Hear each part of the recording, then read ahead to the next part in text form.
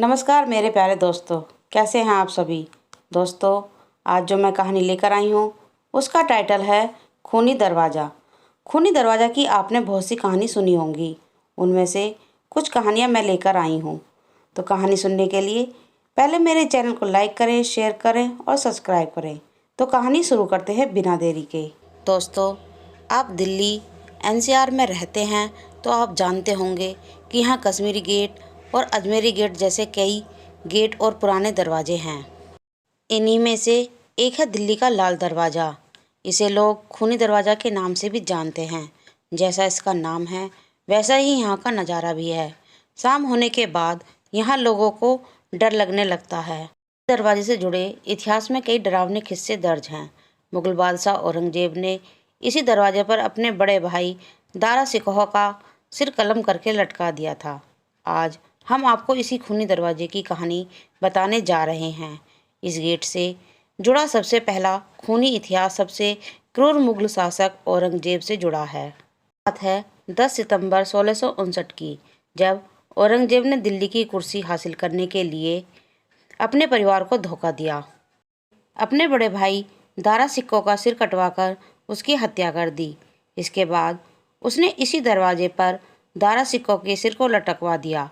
भाई की हत्या करने के बाद वो मुगल साम्राज्य का शासक बन गया। इमारत भारत की आज़ादी के लिए संघर्ष की गवाह रही है। मुगल अफगानी शैली में बनी हुई यह इमारत दिल्ली के बचे हुए 13वें ऐतिहासिक दरवाजों में से एक है और बहादुर शाह जफर मार्ग पर दिल्ली गेट के निकट स्थित है।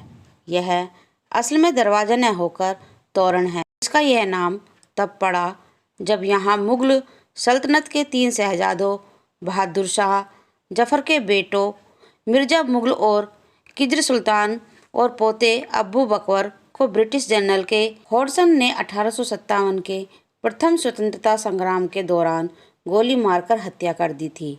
बहादुर शाह जफर के आत्मसमर्पण के अगले ही दिन विलियम हॉडसन ने तीनों शहजादों को भी समर्पण करने पर मजबूर कर दिया। सितंबर को जब वह इन तीनों को हुमायूं के मकबरे से लाल किले ले जा रहा था तो उसने इन्हें इस जगह रोका, नग्न किया और गोली दागकर मार डाला।